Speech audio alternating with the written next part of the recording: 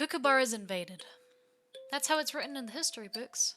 The first sentence about our vast peoples and cultures and histories, and it begins with the actions of a distant and brutal people, simply because they were deemed a civilization and we were not.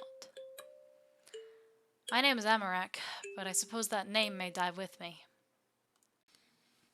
Kookaburra sits in the oakum tree, merry, merry king of the bush is he. Laugh, Kookaburra, laugh, Kookaburra, gay your life must be. There were many of us, my beautiful people. We lived mostly a hunter-gatherer way of life, but we tended to the land too. We fished, we farmed, we traded. Oh, did we trade? All of the pretty little things we shared amongst our peoples. My people weren't the only ones in our lands. There were hundreds of groups, all different, all distinct, in small ways and in large ways. We were small, but we were grand. We didn't grow or expand as great as the far-off peoples, nor did we mine and find the minerals for such weapons, nor did we build such a violent empire. That, apparently, was our great historical crime. We were not without sin. What people are. We never claimed to have been perfect. We warred and we fought, we saw sickness and often failed our people in many ways. But we weren't savages. We were human. We loved, we had families, we sang songs and crafted pretty pots, we played games, we told stories, we bonded through hunts, and we talked as we foraged. We made plans and constructed longhouses, we negotiated and we joked and we lived lives. They came upon Jermy horses with their weapons of steel, bringing civilization by force. A people from the east who called themselves the Kookaburras. They had an empire, the Kookaburra Empire. And from what I know of empire, they eat the world and grow sick. They stormed into my lands, down the Akamai River. They put their torches to our home and their blades to our protectors. They called us primitive as they enslaved our people and destroyed our lives, our traditions, our art, our songs, our gods, our stories, our lands, our names, all slowly stripped from us. Our people only known by the names they gave us. Karawathans. Kookaburra sits in the old gum tree, eating all the gumdrops he can see.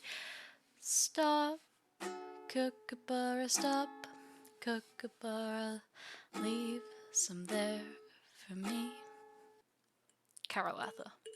Land of the Pines in their tongue. This region, dissimilar to their own, was given that name. I lived in these lands all my life, even travelled around them, and yet I have never seen the full extent of it. It's an enormous land, though not as large as the Kookaburra's own. Every people within our region became one people. The native Karawathans. That's it. Our cultures erased. Our differences ignored. Our relationships void. Our histories killed. An over-exclusive exonym. My people, my culture, my history, myself, considered in the eyes of the greater world to be the exact same as another people I had never heard of who lay 1,000 leagues away, sitting on the edge of the Karawatha border, lumped together as one group. The native Karawathans of Karawatha. Sometimes, if we're lucky, we're just referred to Karawathans. But that's more often than not reserved for the descendants of Kookaburra invaders who settled in our lands. At my old age, after my family, my beloved, and my children have died, and my culture gone, with the people displaced and the history forgotten, I hear the younger generations of other Karawathans claim that it was all inevitable. They believe the Kookaburras were stronger in many aspects, from farming to metalwork to cities and science, that this was the only natural outcome, as if people were like water running down a stream. We're not. This is just not how things are. As if those who carried weapons and swung them at my parents, my brothers, and my sisters had no choice in the matter. I remember their faces.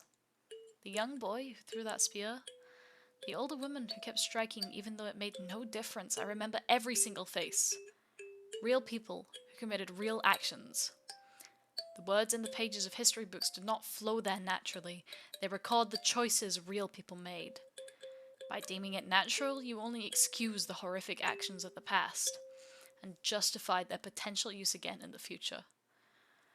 I look upon the young generations in my reservation as I sit in my old and weakened state and watch the boys talk with such confidence. I've figured it out by now, but they have the luxury of ignorance, not yet seeing the still changing world around them. If the way things are now persist, mankind most certainly is not on a path towards a better world. They are on the road to hell, and these boys will know it. My people may die with me, but theirs will die with them too. 100 peoples have faded so far, and 1,000 more will fade with time, all in the name of empire, all in the name of history. I say it now, perhaps for the last time. My name is Amaruq of the Tamkalan. I am myself.